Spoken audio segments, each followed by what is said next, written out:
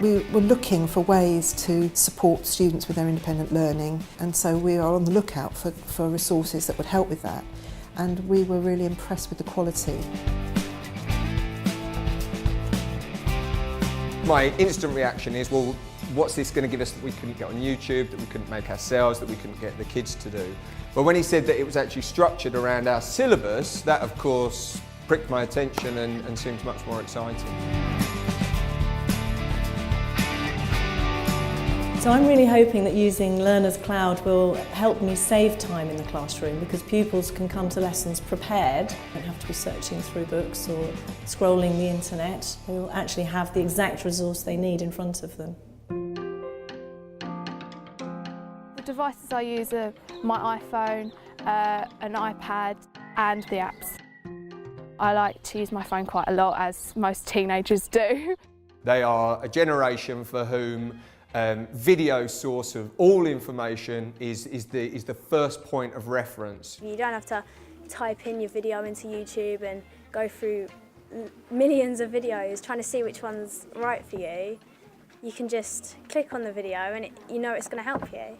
One of the areas that we're keen to develop is the idea of flipped learning, where we encourage the students to look at the material in advance of the lesson and then come to the lesson having done that. And they then have generated their own questions of their teacher that they can find out more. But also in the lesson itself, to make that resource available to students and the teacher in the lesson to use flexibly is also something that we're finding it very valuable for that too.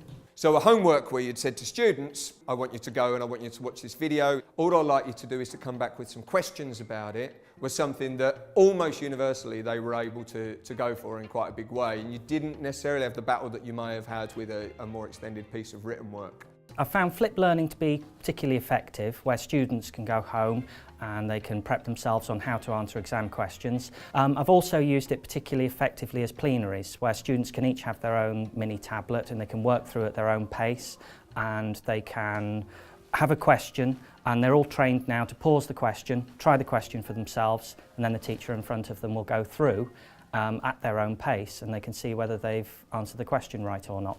Mainly they use it to enhance their learning, to help them find the information out for themselves, to answer their questions and the tasks that they've been given, rather than me having to stand at the front and just tell them the information.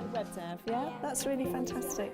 I can either ask them to do revision for homework, so I can set a topic and tell them which video to watch, or if I want to use it as part of my lesson, I'll scan the video myself and I'll identify clips that I can use in the lesson.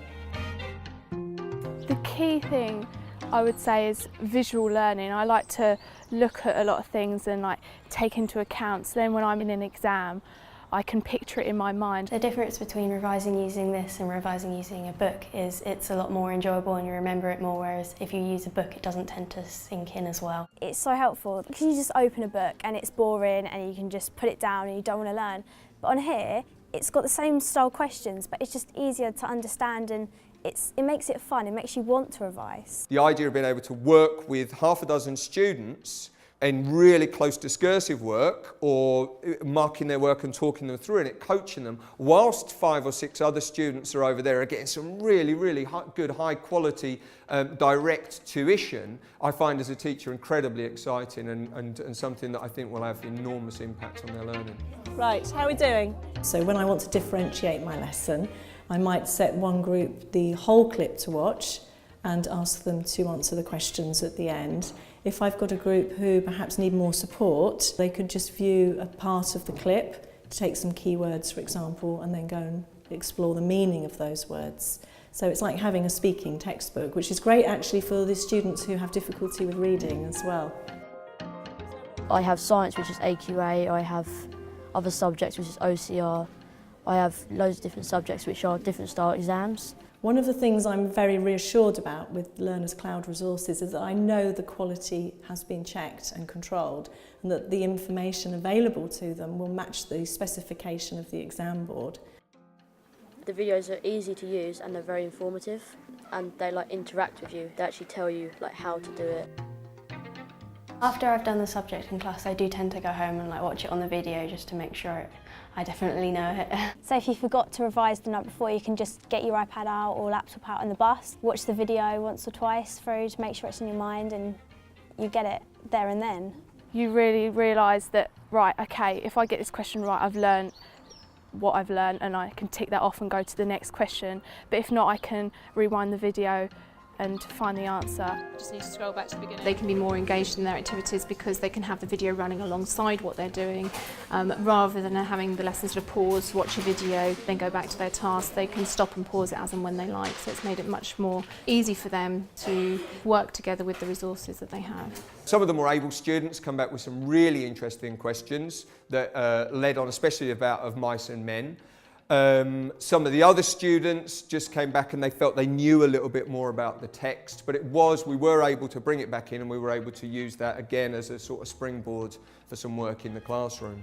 The fact that the students can access this resource themselves anytime, anywhere is another real positive for us, because it means that students can log on at home and they can use it as part of their revision, and they can plan how they want to use the videos. So as well as in school, we've got that opportunity for them to revisit the videos in their own time to reinforce their learning. Really, it's wherever I have internet, so I could get it on my iPad at home, my iPods, if I'm out somewhere.